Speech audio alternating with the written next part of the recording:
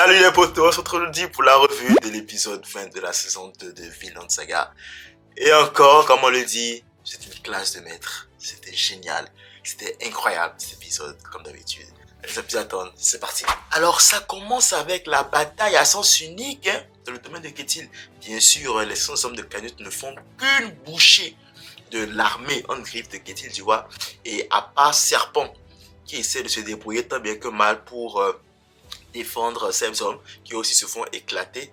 Dans ce genre de bataille, il ne suffit pas juste d'avoir une expérience de mercenaire en fait. Il faut avoir une expérience de véritable guerrier pour pouvoir mener ce genre de bataille parce que en face, c'est des guerriers qui ne vivent que pour ça. C'est des guerriers en fait, c'est ça qui les excite, c'est ça eux ils aiment, c'est ça. En fait, c'est ça le sens de leur vie, c'est de tuer des gens, c'est de frapper des gens en fait, tu vois. Face à ça, si toi tu es juste un mercenaire qui n'a pas l'habitude de tuer des gens, qui tue quoi, t'as vu, t'as à peine tué quoi, 10, 15, 20 personnes.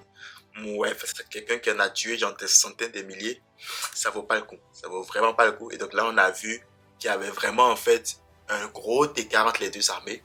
Et là au moment où les gens fuient en fait, t'as Ketil qui n'a pas encore compris en fait qu'il ne fait pas le poids et qu'il essaie attaquer à beaucoup plus fort que lui en fait. Combien de morts il faut à notre Ketil comprendre qu'il ne faut pas s'attaquer au roi.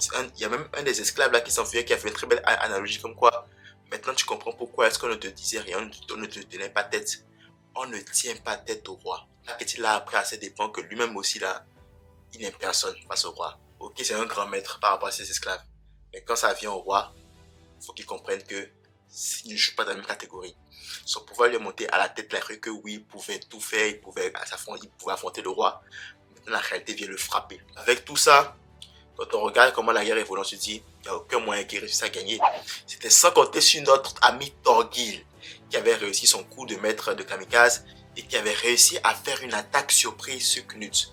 Mais heureusement que Knut, en fait, a de très belles habilités de combat, parce que ça lui a permis de se défendre. Et après ça, s'en est suivi l'une des scènes les plus violentes de la saison 2 de Vinland Saga. Ce genre de scène, on en voyait beaucoup de la saison 1. Genre un combat genre homme à homme, quoi, à l'épée et tout. Là, t'as Knut qui a essayé de se défendre face à Thorgil. Finalement, il y a son lieutenant Ulf, là, je pense qu'il s'appelle, qui est venu l'aider. Et là, en fait, c'est parti dans ce combat. Genre, je peux même pas décrire les actions qu'il y a dans ce combat. Mais ce combat était vraiment ultra bien animé. Et franchement, encore bravo à ma part pour ça. C'était juste incroyable. C'était juste du pur génie, ce combat. On avait des coups d'épée dans la main, on avait des yeux qui s'arrachent, genre de la pure violence, comme on l'aime dans Vinland Saga, c'est ça qu'on a eu.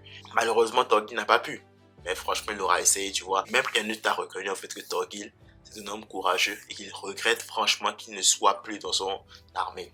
Et c'est en ça aussi, je me dis, t'aurais eu genre 50 Thorgil dans cette bataille-là, ça aurait été différent. Ça aurait été vraiment différent. En fait, Thorgil était prêt.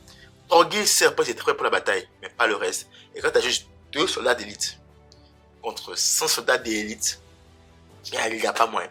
Tu peux même faire la même analogie au sport. Quand tu as un joueur face à une équipe genre de joueurs élite, genre tu peux juste pas, tu vois. Et c'est ça qui s'est passé malheureusement. Puis voilà quoi, la bataille semble finie et Knut a carrément remporté haut la main. Maintenant, je demande ce qui va se passer avec Ketil. Ketil va devoir répondre à ses actes maintenant pour avoir créé ce bain de sang là, juste par pur ego en fait finalement. Tu ne pouvais même pas affronter le roi, tu ne pouvais même pas vaincre le roi et pourtant tu as décidé quand même d'essayer de l'affronter. Genre, je sais pas. Ce que l'ego fait faire aux gens, c'est juste incroyable. Bref, on arrive à la partie la plus triste de l'épisode, la même la plus triste de la saison. C'est bien sûr la mort de Arneis. Oui, Arneis qui s'est réveillé pour dire merci à Thorfinn et Einar et tout. Ils ont failli nous faire croire que Arneis pouvait survivre. Franchement, on y a cru, c'était vraiment incroyable. Mais en fait, c'est en ça que Vinland Saga est vraiment bien. Parce qu'une histoire où tu sais déjà ce qui va se passer, où tu te prépares déjà ce qui va se passer, mais tu arrives quand même à avoir des émotions à cause de la mise en scène. Moi, ce truc, c'était du pur génie. Le fait de la ramener, de la faire parler un peu vite fait, et après, genre, de la faire genre mourir une première fois. Et là, en fait, les gars commencent à faire genre la respiration artificielle. En mode, tu te dis, ouais, ils vont y arriver. Parce que la scène était vraiment juste trop belle pour que ce soit juste des efforts inutiles.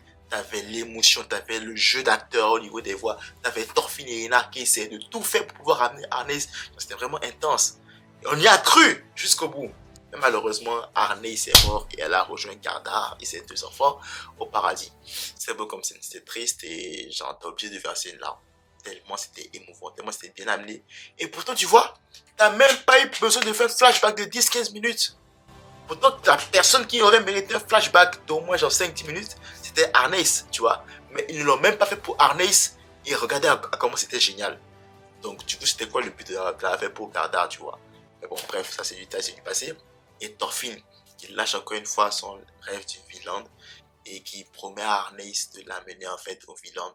Ça fait l'analogie avec au début de la saison 1 où son père avait fait la même chose avec un esclave qui mourait et qui parlait du Vinland. Alors peut-être son père, je sais pas si son père était conscient que le Vinland existait ou pas. En tout cas, Thorfinn, lui, il en est bien conscient et il en a fait son objectif, c'est de créer un monde où il n'y aura plus de violence, il n'y aura plus de guerre, il n'y aura plus d'esclavage. Et je pense que ce monde-là, il veut le créer sur cette terre-là qui s'appelle le Vinland. Il tombe sur Serpent et qui est avec Ketil. Et là, t'as mon ami Einar, mais qui est fou de rage, qui veut tuer Ketil.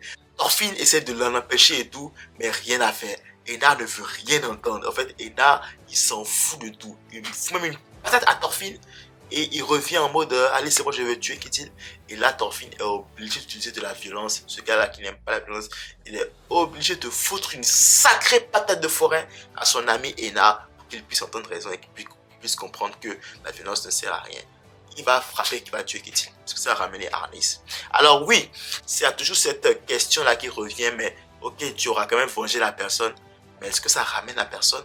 Non. Est-ce que ça vaut la peine de te salir les mains? Est-ce que tu seras satisfait après ou tu te sentiras plus vite après avoir tué quelqu'un? C'est là que Thorfinn lui fait comprendre qu'en fait, que ça n'amène à rien. Parce que après, ça va devenir un cycle sans fin et que tu vas rajouter mort sur mort, mort sur mort, mort sur mort, mort sur mort. Et que finalement, en fait, ça n'en vaut absolument pas la peine. En fait. Et donc, finalement, c'est le moment de rentrer. Et là, en fait, tu vois la tristesse de Einar, t'as mal pour lui. Il n'a même pas pu dire à Arnaise qu'il l'aimait. De toute façon, genre, le cœur de Hannes était déjà pris, mais il n'a même pas pu lui avouer à un moment donné, genre, qu'il l'aimait énormément, tu vois. Et c'est ça qui est triste dans l'histoire. Le pauvre Einar va garder cet amour-là enfui en lui et il l'a perdu. Ouh, le voir triste comme ça fait de la peine. Et après, tu vois, à un moment donné, il y a Thorfinn qui pleure sur lui aussi. Oh, le niveau d'émotion dans cette scène. Vinland Saga, c'est une classe de maître, je vous dis. C'est une classe de maître. Maintenant, c'est le moment de rentrer. Mais t'as Thorfinn qui a une idée en tête. Thorfinn décide d'aller voir Knut. On l'aura la fameuse réunion. Et il va aller voir Knut pour, en fait, éviter tout bain de sang futur, en fait. Il veut que la guerre, là, s'arrête là. C'est bon, Knut a gagné. Là, il va aller, en fait, parler à Knut, le raisonner et lui dire, mec, c'est bon, t'as gagné, arrête, c'est bon, quitte là. Donc, clairement, je dis, c'est pas sûr que Knut est sanguinaire. Knut, il est quand même motivé à l'idée, genre, de réduire Ketil à plus bas que poussière. Donc, le fait que Thorfinn arrive, genre, est-ce qu'il va même se souvenir de Thorfinn? Peut-être, si oui, il était quand même pas aussi lié que ça avant, donc je sais même pas qu'est-ce qui ferait que Knut l'écouterait, tu vois. Thorfinn se jette plus dans un guet-apens qu'autre chose, et lui-même le sait, tu vois. Et là, t'as Leif qui lui dit, mais écoute, c'est vraiment pas sûr ce que tu fais, tu vois, c'est vraiment pas sûr.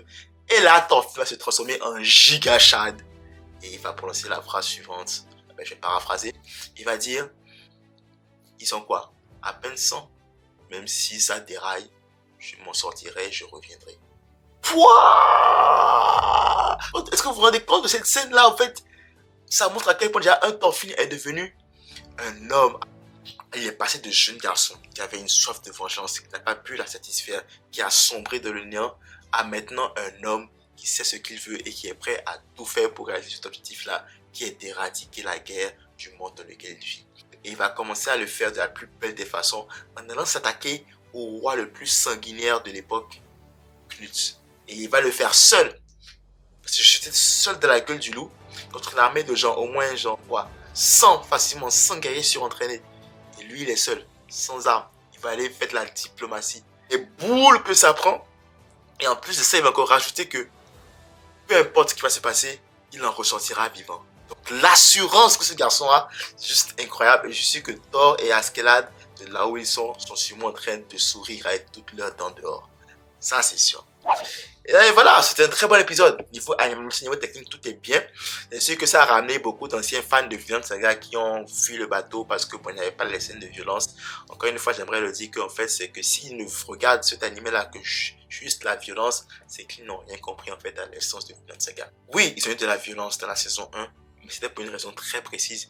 C'était pour pouvoir en fait poser les bases en fait de ce qui sera la rédemption de Thorfinn, qu'il y ait rédemption, faut qu'il y ait quelque chose qui se soit passé.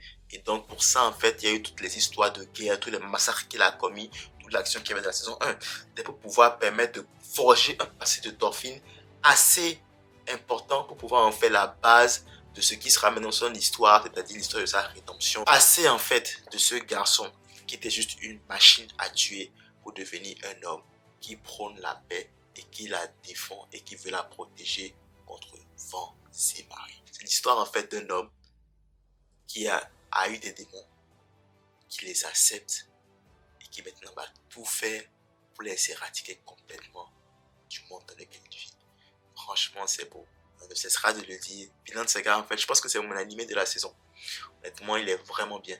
Il est très très très bon. Franchement, j'ai hâte de savoir comment cette réunion là va se passer avec Knut. Je ne sais plus trop comment ça s'est passé. Je sais qu'il y a une scène épique qu'on aura. Je ne sais pas si on l'aura cet épisode, bien l'épisode prochain. Mais après, je ne connais plus les grandes lignes de comment cette réunion là sera. Ce sera intéressant de la voir en animé. Donc, en tout cas, croyez-moi, les prochains épisodes, en fait, la fin de la saison en elle-même, croyez-moi, nous ne sommes pas du tout prêts et on va kiffer de fou. Voilà, c'est toute cette petite revue de l'épisode de la saison de Vinland Saga. Comme toujours, si t'as aimé la revue, n'hésite pas à liker, laisser un commentaire, ça fait toujours plaisir. Si t'es pas encore abonné, abonne-toi, ça fait encore plus plaisir. Max like, max partage. On se retrouve très très très pour de nouvelles vidéos. D'ici là, prenez tout soin de vous et de vos proches. C'est tout pour moi. La force accompagne.